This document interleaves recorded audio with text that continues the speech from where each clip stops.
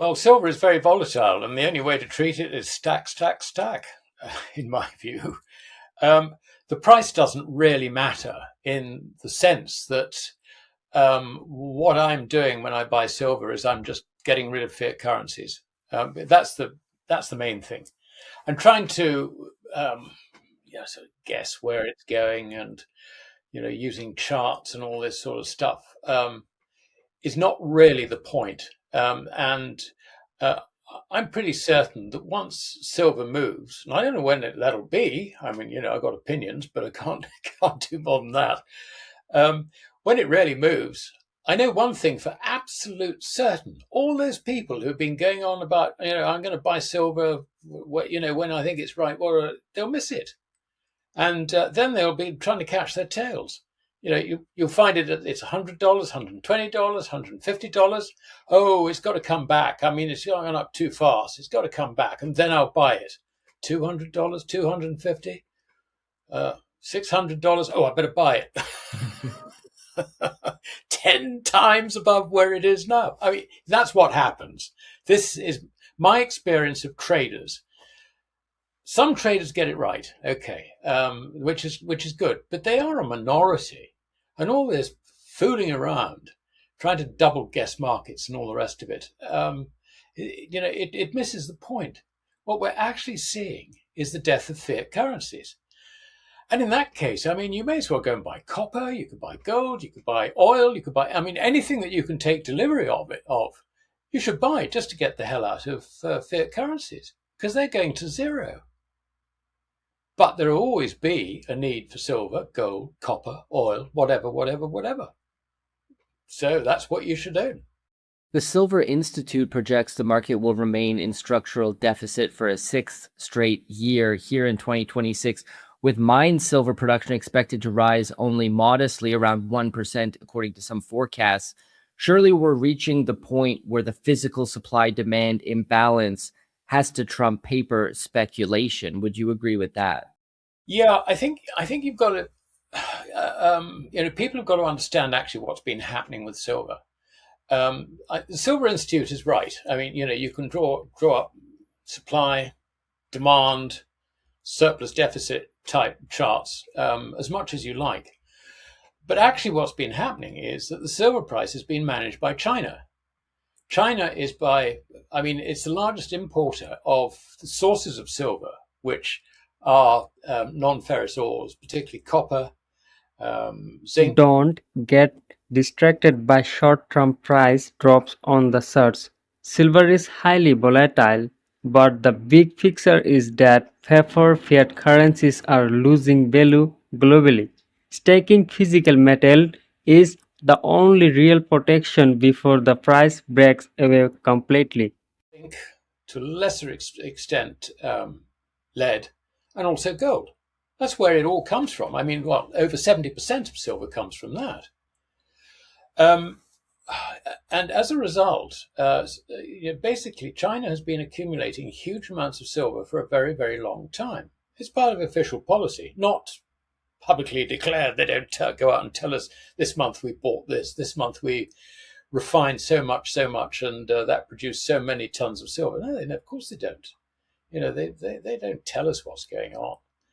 But believe you me, the policy going back to 1983 has been to accumulate gold and silver.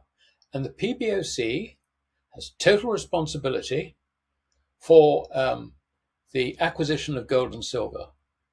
Now, what's happened is that in the last however many years, when you've got this deficit, which quite correctly comes out of the Silver Institute's tables, that has been made up by China exporting silver to satisfy demand. Why? She's been keeping the price of silver under $50. So, and then this changed. This changed sometime, I would guess, in sort of late September, early October, probably late September, along with rare earths. I mean, the rare earth story had been brewing up for a little while. But quite clearly, China was not going to export silver for America, which had then decided it was a critical mineral to supply America. So what did she do? She reversed her policy. And we saw silver jump from $50 in I think it was sort of early October, all the way up to 120. And if you look at what China has done in the first quarter of this year, she has bought a total, I think the figure is 1,626 tons. Now, we haven't been given any export figures because usually there's imports and exports. But for some reason, there hasn't been any. The global silver market has been in a structural deficit for 6 consecutive years, and mining production is completely flat. Demand is rising from technology and green energy, but the available physical supply is shrinking every single day. Export figures, if you like, issued. Now, this 1,626 tons annualized, we're looking at about 5,000 plus tons. Now, this, if you like, compares with the roughly 3 to 5,000 tons which China has been exporting every year recently to satisfy and to deal with that supply deficit in the West. So, in other words, this is a completely volte-face. And it's fascinating that she has acquired all this silver at a time when we've been trying to get the hell out of it. I mean, this is part of a wider policy, actually, because at the same time, China has imported 163 tons of non-monetary gold. That was up to May. We haven't had June's figures yet. And on top of that, there's a further 40 tons recorded of non-monetary gold. So that's an addition to the 163. So around about 200 tons gold.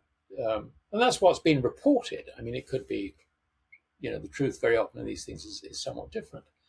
So what's she doing? What's she doing with stockpiling copper? What's she doing, sort of ceasing exports of things like fertilizers and sulfuric acid and so on? I mean, the answer to this, quite simply, is she doesn't want any dollars. Her trade surplus is now hitting records. So she's earning foreign currencies, which she knows are going to go to zero. She doesn't want them. So if you like, you could put it that China foresees a situation that's not prices rising, but the currencies falling.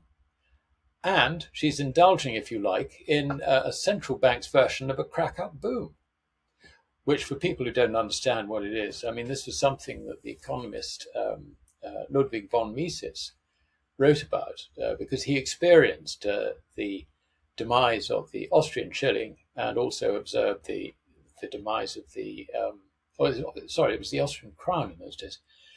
He also evidenced the hyperinflation in Germany, which lagged the Austrian one just slightly. For decades, Western paper markets kept silver prices artificially low, but paper contracts can't print real physical metal, and the global West is rapidly losing its power to manipulate these prices anymore.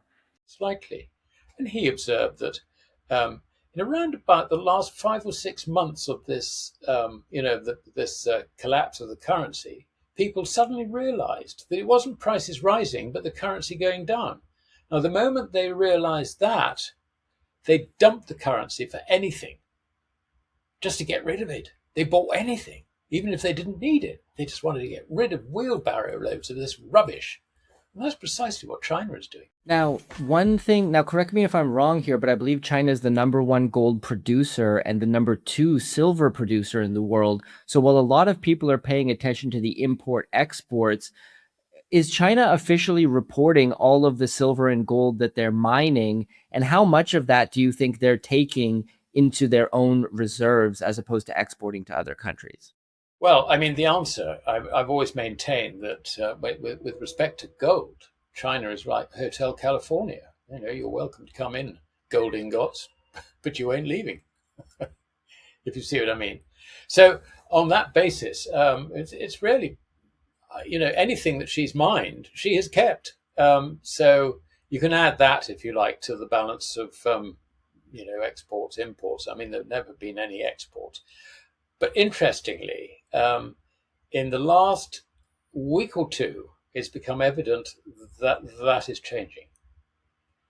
What happened is that the People's Bank of China issued a note saying you no longer need to ask our permission, the central bank's permission to export gold. It's just a customs matter. What that means is that people owning gold in China can send it from China to Hong Kong as part of this new. China has completely reserved its oil strategy in just the first quarter of this year. They absorbed over 1,600 tons of silver, dumping their zero value paper dollars for real hard assets.